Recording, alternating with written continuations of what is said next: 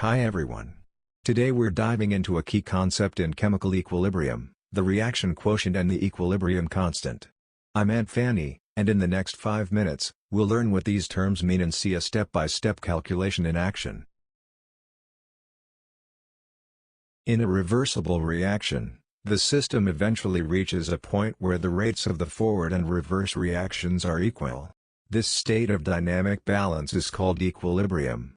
However, depending on when you measure, the ratios of reactants to products can vary. That's where the reaction quotient, Q, comes into play.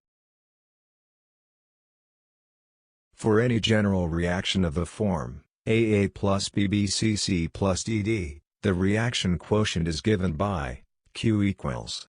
This formula applies at any stage of the reaction, not just at equilibrium.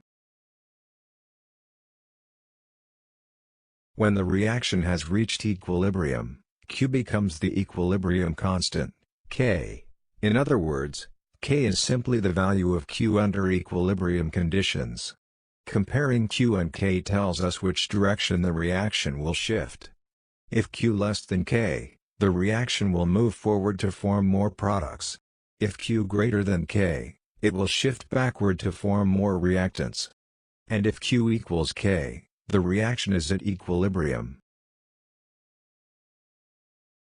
Let's bring this to life with a classic example, the synthesis of ammonia. The balanced equation is N2 plus 3H22NH3. For this reaction, the equilibrium constant is Kc equals square. Suppose that at equilibrium, we have the following concentrations, equals 0.6 m, equals 1.0 m, equals 2.0 m. Numerator calculation, squared equals 0.36. Denominator calculation, cubed equals 1.08.0 equals 8.0. Final computation, Kc equals 0.368.0 equals 0.045. So, the equilibrium constant for the ammonia synthesis under these conditions is 0.045.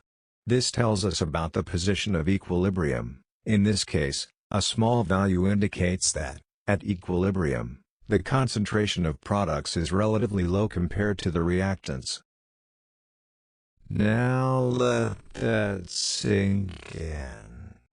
Remember, if you were to calculate Q at any moment before reaching equilibrium, comparing it to K tells you which way the reaction is headed. Q less than K means the reaction will produce more products. Q greater than K means the reaction will shift to form more reactants. Goodbye. Bye. Later. Bye. I